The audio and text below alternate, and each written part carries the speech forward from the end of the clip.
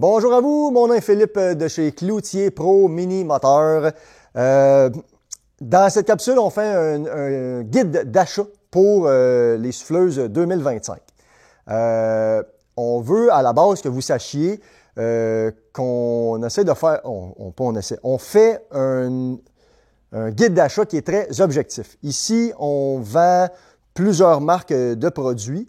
On a vendu des marques de souffleuses à gaz pendant longtemps. Nous vendons encore des souffleuses Yamaha, des souffleuses à essence, à Schnee, tout ça. Le but de vous dire ça, c'est simplement de vous dire que maintenant, on se concentre beaucoup avec des souffleuses à batterie.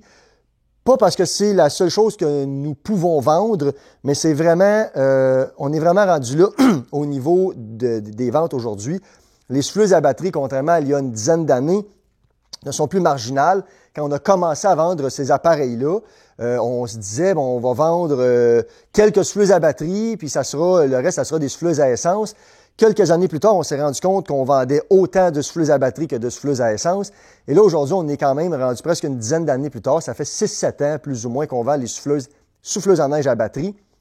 C'est rendu plus de 98% de nos ventes. Pourquoi? La souffleuse à essence par rapport à une souffleuse à batterie, si vous possédez une entrée qui a 450 pieds de long à Saint-Donat, vous allez au chalet une fois par 3 semaines, puis vous en avez pour 5 heures de soufflage à faire, il est évident que c'est plus facile de transporter un 5 gallons d'essence que de transporter des batteries.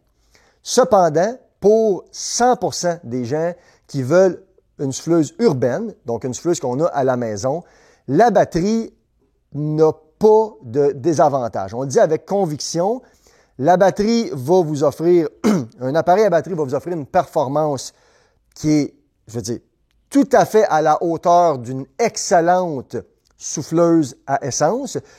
Comme je vous le dis, on ne vous le dit pas parce qu'on est obligé de le dire, c'est la réalité. C'est nous-mêmes, notre ADN a dû changer dans les dernières années. On vendait que des appareils à essence, c'est rendu à la batterie, mais la puissance est totalement au rendez-vous. On a des souffleuses qui ne nécessitent aucun entretien, un appareil qui ne lance pas de senteur, on ne peut pas se brûler dessus, il n'y a pas de chaleur qui est créée avec ça. Et au niveau de la fonctionnalité ou de l'ergonomie de l'appareil, encore une fois, Ego a très bien fait son travail. On a un appareil qui va avoir une ergonomie qui est supérieure à bien des produits sur le marché. On va essayer de vous décrire ça parce que, encore une fois, il y a des gens qui magasinent, je suis le premier à le faire, on magasine beaucoup maintenant sur Internet, on veut s'informer à la maison. Et il y a beaucoup de gens qui arrivent ici nous proposant de dire, écoute, j'aurais aimé ça savoir pourquoi acheter un modèle plus que l'autre. Dans la vidéo qu'on fait ici, on essaie de bien décrire les raisons pour lesquelles vous pourriez choisir une ou l'autre des machines. Ce vidéo ne se veut pas comme une vidéo qui nous permet de décrire chacune des machines en détail. On a des vidéos plus spécifiques là-dessus, mais quand vous allez avoir terminé, je pense que vous allez être mieux aligné. À la base, il faut déterminer les deux catégories. On a des souffleuses une phase, on a des souffleuses deux phases, ou un stage, deux stages. Que veut dire le nombre de stages? Il faut comprendre qu'une souffleuse une phase, une souffleuse un stage, est un appareil qui a un système de rotor à l'avant, un balai qui tourne rapidement, qui capte la neige, puis qui l'expulse en une seule étape. Donc, on prend la neige, puis on la sort. Ça, c'est une étape pour tout faire. Puis on a des souffleuses deux phases. Une souffleuse deux phases ou deux étapes ou deux stages. C'est une souffleuse qui est montée avec une vrille à l'avant. Cette vrille-là prend la neige, elle le lance dans le ventilateur ou dans le fan. Puis le ventilateur prend cette neige-là et il l'expulse de la souffleuse. On passe donc en deux étapes, en deux phases, en deux stages. La souffleuse une phase a des avantages. Une souffleuse une phase, c'est plus compact. Une souffleuse un stage, c'est très facile de prise en main. Une souffleuse un stage, c'est un peu plus étroit, mais quand on recule notre propre pas de marche. Donc, si je fais un trait de 21 pouces puis j'ai à reculer, je la tire à mon propre pas de marche. Et souvent, on est même capable de tourner au bout parce que c'est extrêmement compact. La souffleuse une phase ou un stage va nettoyer jusqu'au sol. Donc, le balai ne va pas frotter au sol, mais va vraiment épouser. Donc, on a vraiment un nettoyage qui est super propre. Et c'est un appareil qui, franchement, va extrêmement bien lorsqu'on a des quantités de neige limité n'est pas le mot, mais lorsqu'on a une quantité de neige, disons, normale. Si on a une grosse bordée, ça commence à se complexifier. Mais il y a des gens, c'est-à-dire, qui cherchent une souffleuse, ils ont déjà un déneigeur, on veut faire ce qui reste à faire, on veut faire le chemin d'accès au cabanon, on veut faire ce que le déneigeur n'a pas fait. Cette machine-là va extrêmement bien pour ça. Même si c'était le même prix qu'une 2-phases, il y a des situations que c'est avantageux. C'est un appareil qui va vous donner un bon rendement. Dans toutes les situations, une machine comme ça, c'est nettement mieux qu'une pelle. C'est nettement plus facile à utiliser qu'une pelle conventionnelle. Cependant, au Québec, en hiver, on fait face à différentes situations.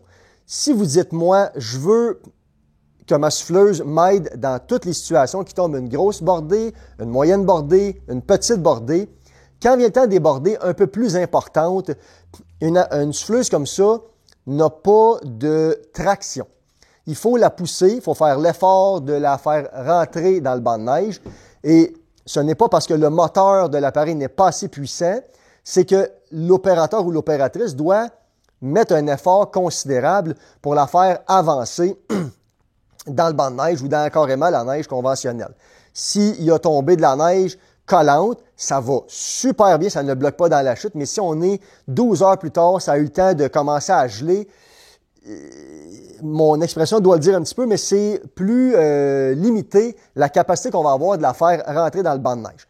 Donc, en conclusion, si vous avez une entrée qui est déjà déneigée, vous n'avez pas le banc de neige à faire, vous avez le restant du déneigement ainsi que les chemins d'accès, cet appareil-là va merveilleusement bien.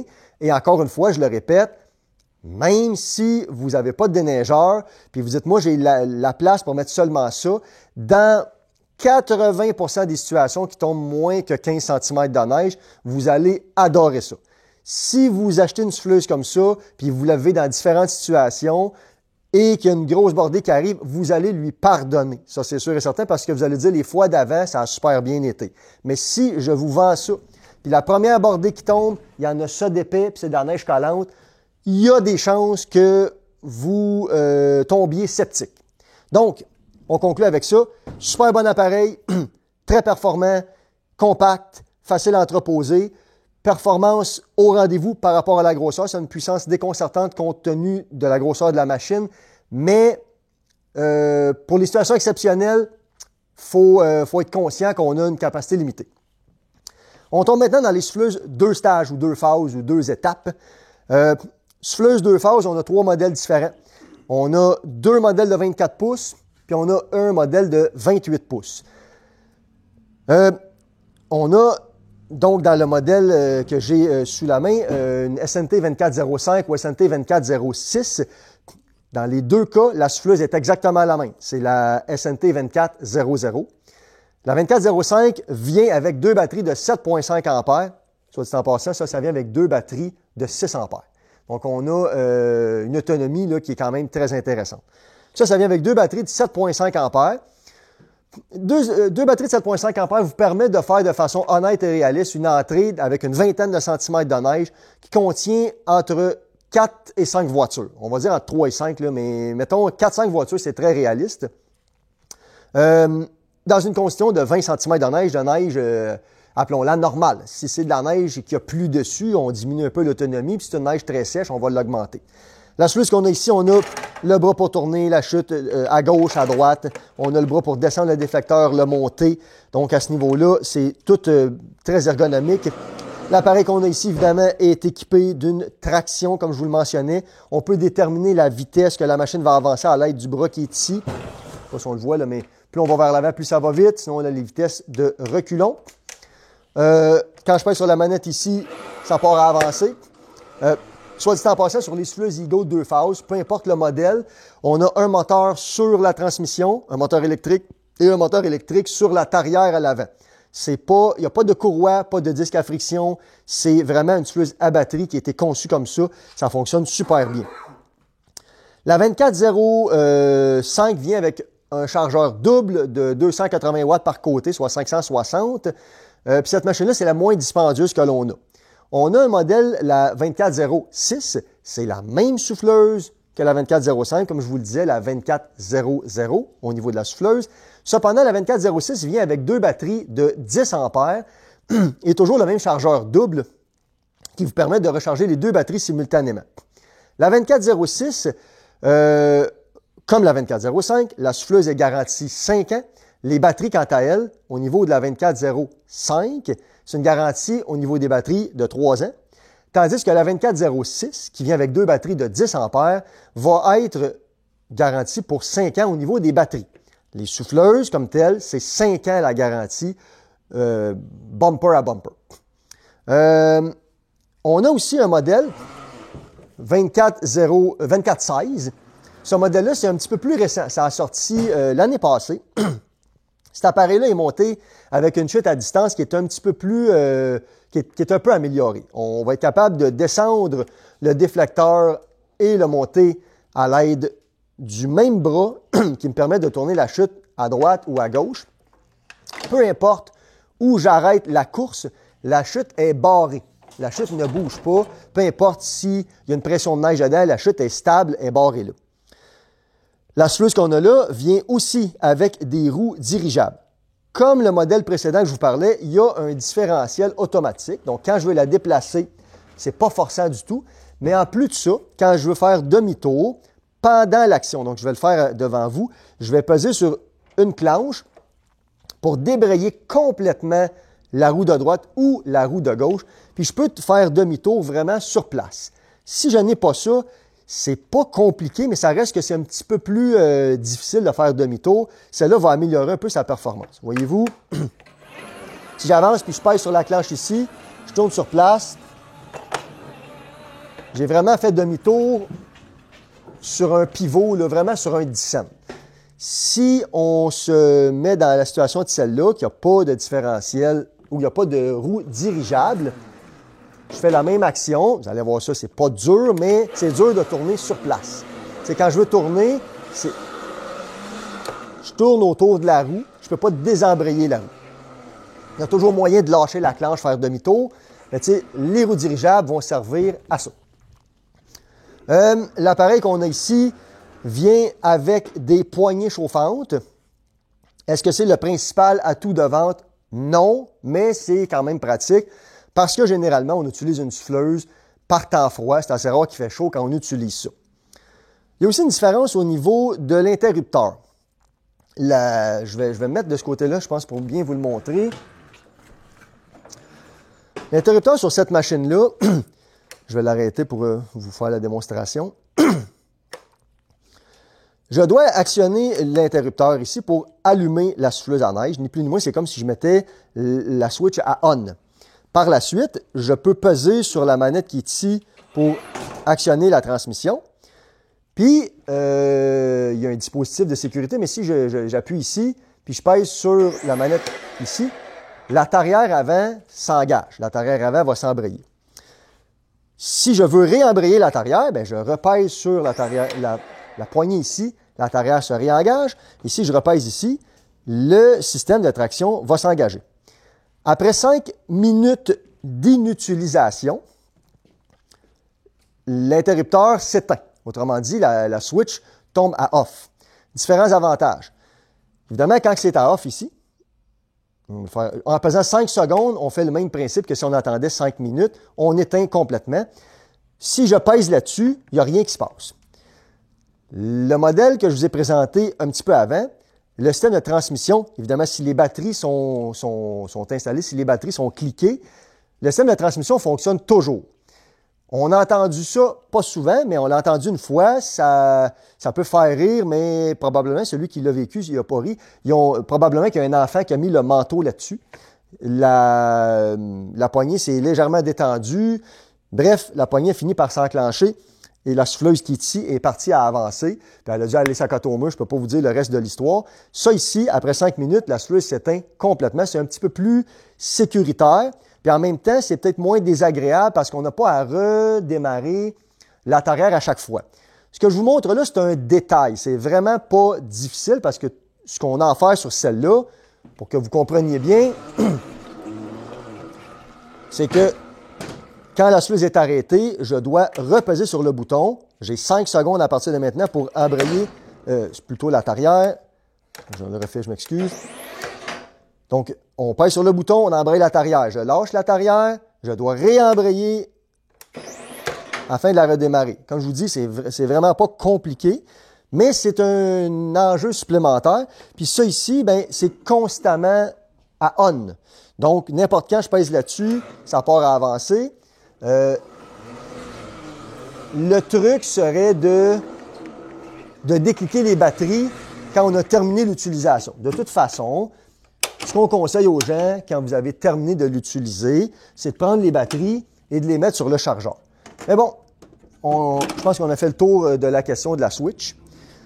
Chacune des souffleuses que je vous ai présentées, même la première une phase, ça vient avec des lumières qui est dessus. Donc, je peux, si j'allume ça, on peut allumer les lumières du tableau de bord ainsi que du châssis. Si je pèse une fois supplémentaire, j'éteins les lumières du tableau de bord. Les lumières du châssis restent allumées. Même chose pour celle-là. Ça ne change pas. Fait que si on fait une petite synthèse entre les deux 24 pouces, elle, on a un modèle avec deux batteries de 7,5 ampères, un modèle avec deux batteries de 10 ampères. Au niveau du chargeur, c'est le même. Même chose que sur celle-là, sauf que celle-là vient seulement avec des 10 ampères et le chargeur de 560 watts double, donc 280 par côté. Celle-là a une chute à distance qui est améliorée. On a des roues dirigeables et on a des poignées chauffantes. Au niveau de la puissance, au niveau de la performance, au niveau de la robustesse, c'est la même chose. Quelqu'un qui vous dirait que celle-là est meilleure, c'est la même chose. On n'a pas nécessairement tous les mêmes numéros de produits partout, mais on n'a pas une qui est plus performante que l'autre. On tombe maintenant avec la 28 pouces. La 28 pouces, malgré le fait qu'elle est 4 pouces plus large sur 24, j'ai pas fait le calcul, mais c'est probablement 15% plus large que celle-là. C'est plus que 15% plus de performance. On parle d'une souffleuse qui va avoir beaucoup plus de puissance. On parle d'une machine qui est montée avec une vrille qui est plus grosse, le fan est plus gros, le moteur est plus gros, la chute est plus gros. J'ai pas le chiffre exact, mais j'oserais vous dire qu'on a, en termes de volume de neige lancée, selon moi, on est peut-être à 30, voire 40% plus de capacité. Cependant, on perd en manœuvrabilité, on perd en agilité. Pour une entrée urbaine conventionnelle, on va dire 10 voitures et moins, la 24 pouces, selon moi, est tout indiquée. C'est une machine qui va vous offrir peut-être un petit peu moins de puissance dans le gros banc de neige. Cependant, qu'en étant de se faufiler, c'est plus facile de la manœuvrer. La 28 pouces, quant à elle, puissance très intéressante. Ça reste un gabarit très contrôlable. C'est pas une souffleuse de 34 pouces. Je veux dire, c'est quand même là, honnête comme grosseur. Mais on doit le dire que dans certaines situations, il y a des gens qui arrivent ici pour avoir un appareil de ce gabarit-là, puis ils partent avec une 24 parce qu'il faut considérer la globalité de la chose. Et comprenez bien qu'une souffleuse 24 pouces à batterie, c'est plus puissant que bien des machines à gaz de gabarit souvent plus volumineux que ça. Je ne le vous dis pas parce que je l'ai lu, on l'a essayé beaucoup dans toutes les situations. On a une grande expérience de plusieurs types de machines à gaz. C'est vraiment impressionnant la puissance que ça développe. Ça, c'est encore plus, mais ça prend une entrée qui est prévue à cet effet. Celle-là, les roues sont plus grosses. Ça vient avec deux batteries de 12 ampères. Les batteries de 10 et de 12 ampères sont garanties 5 ans, comme je vous le mentionnais. Vous allez avoir sur celle-là une chute électrique. Donc, pour tourner la chute, c'est un bras qui est ici. C'est vraiment, ça accroche. Là, à ce niveau-là, c'est très facile à utiliser. Avec des mitaines, pas de mitaines, il n'y a pas de petit bouton à peser. On peut évidemment descendre et monter le déflecteur, toujours avec le même bras. Là-dessus, rien à dire. Écoutez, rien.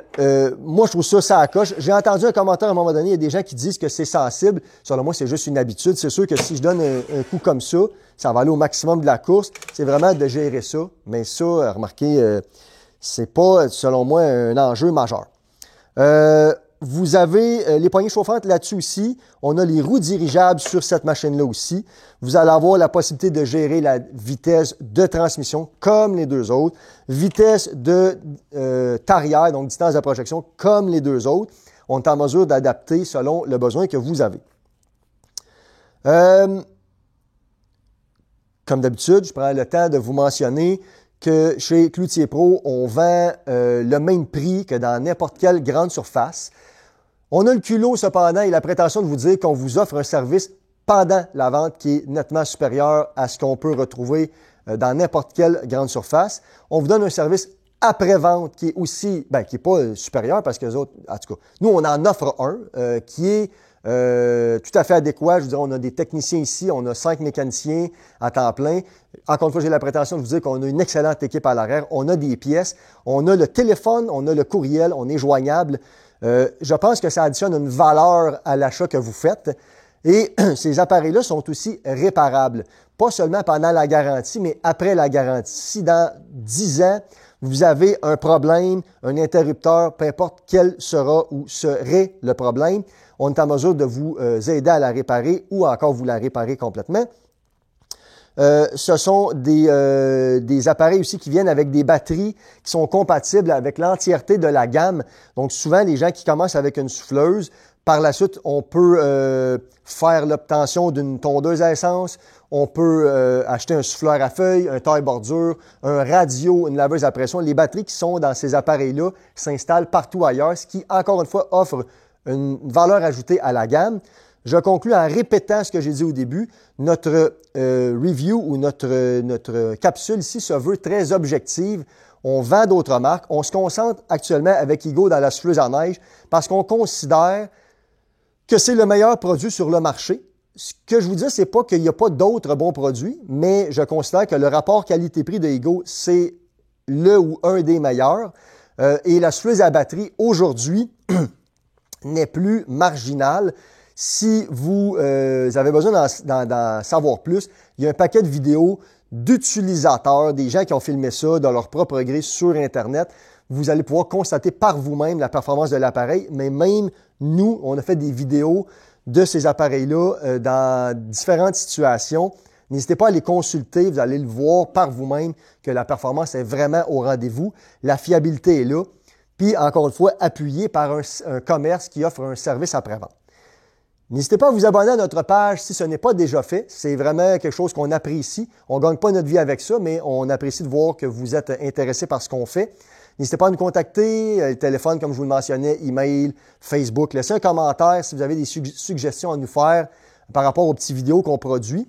En espérant que ce qu'on vous explique ici a pu vous éclairer. S'il vous reste encore des questions, n'hésitez pas à venir nous voir en magasin. On a des appareils en inventaire prêts à livrer. Merci beaucoup pour votre écoute et à la prochaine.